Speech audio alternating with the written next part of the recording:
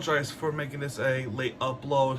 So, as usual, if there is a late upload during the week that was supposed to be for the next, I am going to be talking about the week prior, which is where the Dolphins won, the Hurricanes win, and the Heat were going on a pretty bad streak, as well as the Florida Panthers being inconsistent. So, yeah, so let's get on with it. So let's talk about the Miami Heat from last week.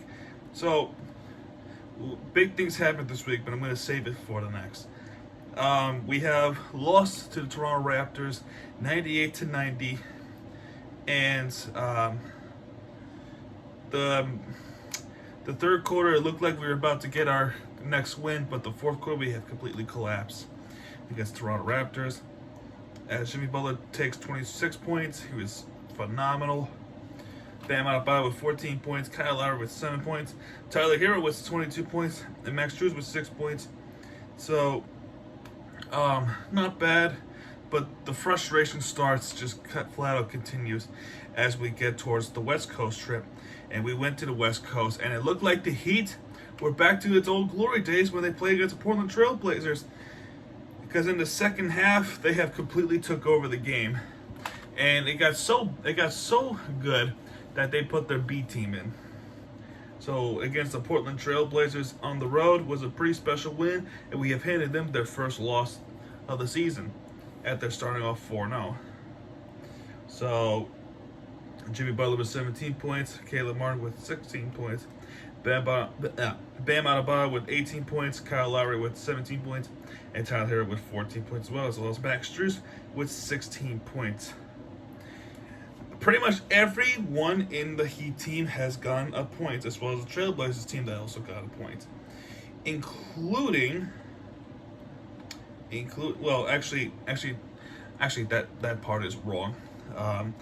Udonis Haslem came in on his 800th game in his career with the Miami Heat, and he only played 2 minutes in, and he got 1 rebound, who has had a legendary Heat record with the most rebounds, and he got 1 that night, and he got 1 block as well. So that's pretty cool to see. Then the next day we played against the Golden State Warriors. The only surprising thing about this is that it was as close as it was in San Francisco.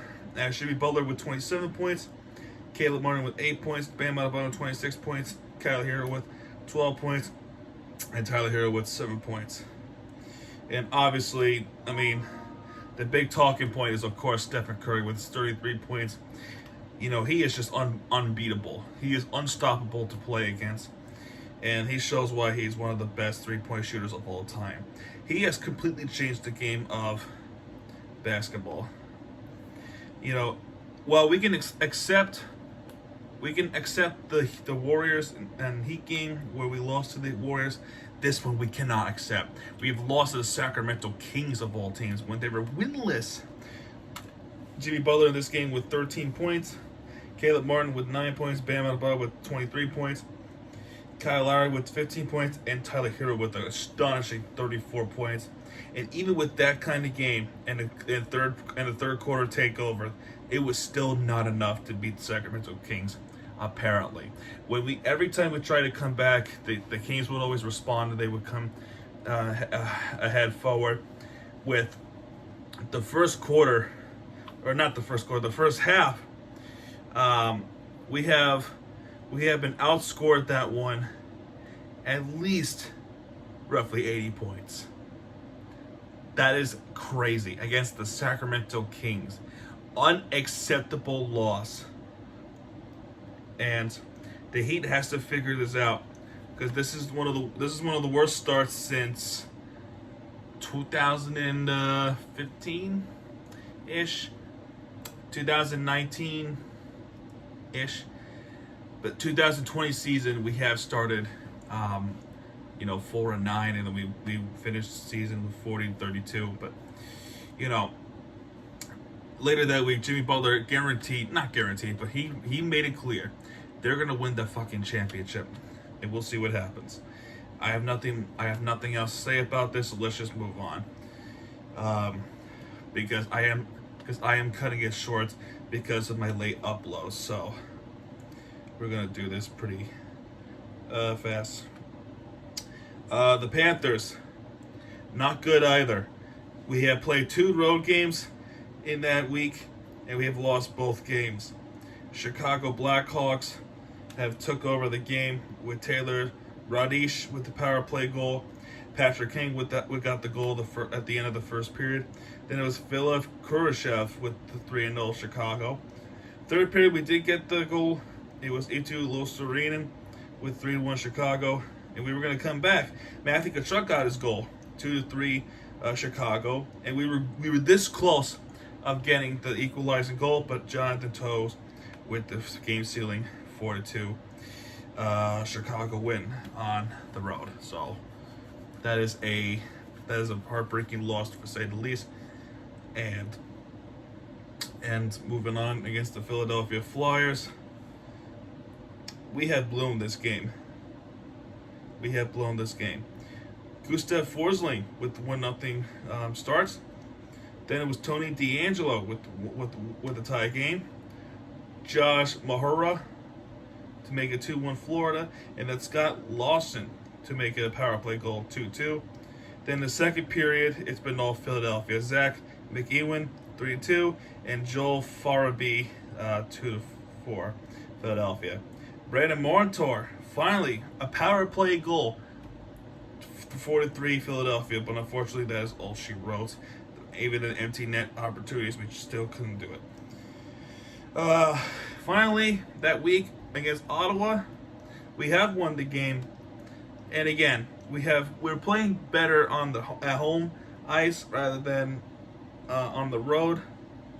It is an issue that needs to be worked on desperately. Away games is always our issue. We'll talk about that more next week. But Carter Verhaeghe, this game, 1-0. And then Alexander Barkov, finally, a power play goal, 2-0 Florida. Then Ottawa responds with Shane Pinto with the power play goal of their own, 2-1 Florida. And then Brady Tkachuk, the baby brother of Matthew Tkachuk. This game not only features, the team that was highly have expectations, but also we call it the Tkachuk game. Brady Tkachuk got his goal to tie the game up, but Carter Verhaeghe would score to retake the lead. In the third period, Nick Holden got his first goal of the year to tie the game 3-3. Brandon Montour responds 4-3, and then guess who finishes it off with the empty net? It's Matthew Tkachuk, the brother of Brady Tkachuk, who have finished the game off. And that is it for that one. But boy, Florida Panthers need to get something going. Otherwise, we're going to begin to question Paul Maurice's strategy moving forward. But that is all for the Heat and Florida Panthers. We got some breaking news from the Miami Marlins. The breaking news here is that we got a new manager. His name is Skip Shoemaker. He is from St. Louis and San Diego. He has been hired by our general manager Kim, and this was on October 25th. What a hiring! What a hiring! Skip Shoemaker as their next manager. He has an aggression of wins and has that competitive fire in his heart. So I'm really excited to see what happens during the off season. But that's not all that happens. That's not just the breaking news that happened with the Miami Marlins. As I'm trying to look for it, they have hired an assistant manager for the Miami Marlins, and he is from the Houston Astros. And as of right now, I cannot find it. is pretty crazy that I can't find. But yeah, we got the assistant manager from the Houston Astros who can help Kim. And another breaking news from the Marlins is that Mal Stonemeyer is going to stay with the Miami Marlins. A good option right there to have him stay. He's a good pitching coach. Just needs a lot of help with the bullpen. That's really all that needs to be helped with. So with that in mind, let us talk about the Miami Hurricanes. So, I found it. The Marlins have hired Oz Ocampo, a former Astros executive, will become the Marlins assistant GM. Excuse me. Excuse me, I'm sorry. Before we talk about the Miami Hurricanes, we got some breaking news. We got some commitments. And this is a big one. 5-star cornerback Cormani McClain has committed to Miami for 2023. Then we got safety Caleb Spencer from Oklahoma. And that's really it. Kamani with, another 5-star defense getting added to the Hurricanes football team for next year. This is going to be a special team next season. However, speaking of the Hurricanes, they won last week against Virginia Cavaliers on the road. And how did they do it? Not a single touchdown. It's been all field goals. I'm not kidding you. All field goals until the very, very, very last play. And it took them up to 4 overtimes to do so. The defense struggle was absolutely there. Because there was a field goal at the end of the second quarter, which is 3-0. And then another field goal response by Will Betridge, 3-3. And another two field goals to, fortunately, 7 overtime. More field goals. And eventually we would get up to the 4th overtime, because the 3rd overtime is usually the point where you would try to convert the 2-point conversion to try to win the game or attempt to do so. So Virginia has failed to do so, and Jake Garcia, who has been awful that game. Let's be real, he's been awful. The receivers dropping, the passing the football was not good, and overall just a bad game by Jake Garcia. But eventually, on the very last play, the 2-point conversion, he would win the game by diving to the right side of the end zone and win the game for Miami to 14-12. And we got a monster game this weekend against Florida State Seminoles. And as much as it's crazy to say that we didn't deserve it, we still don't deserve it. We're still a bad team. Most of the roster that we have under Coach Cristobal are not his roster team. They're the other coach's team, Manny Diaz's. So I would think that Cristobal wouldn't want to coach them as much, other than the team that the teams are being committed to next season and the other. So, but we got the brag rights monster game. FSU is a heavy favorite this weekend, and it's going to be on ABC. So, and finally, let's talk about the Dolphins. I will say this: as much as this was a good win, we should not have to come back against the Detroit Lions. Let's be real. 2 touchdowns. Two touchdowns to start off with the Detroit Lions. Jamal Williams with a 7-yard run, and DeAndre Swift, a 7-yard pass from Jared Goff. The defense was nowhere to be found until eventually the second half, where the defensive struggle happened, and the defense finally got up the nerves, and then they were helping us. But the first half, it's been quite the shootout, to say the least, but the defense was just terrible. Jalen Waddle with a 5-yard pass from Tua Tagovailoa, 7-14. Jamal Williams with the response with a 1-yard run. And then Jalen Waddle with a 29-yard pass. to Tua. Like I said, Tua with the shootouts game for Jalen Waddle and Tyreek Hill, Mike Gesicki. Pretty good game. And then the field goals have it. Michael Badgley, 42-yarder. And then Jason Sanders responds. And then Badgley after 27-17 and a half for Detroit Lions.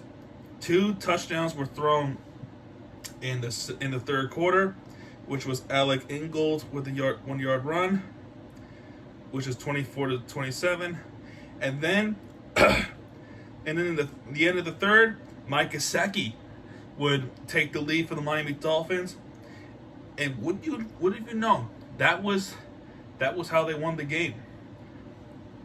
With that, so the box score: Tua Tagovailoa with 29-36, 382 yards with 3 touchdown passes, no interceptions.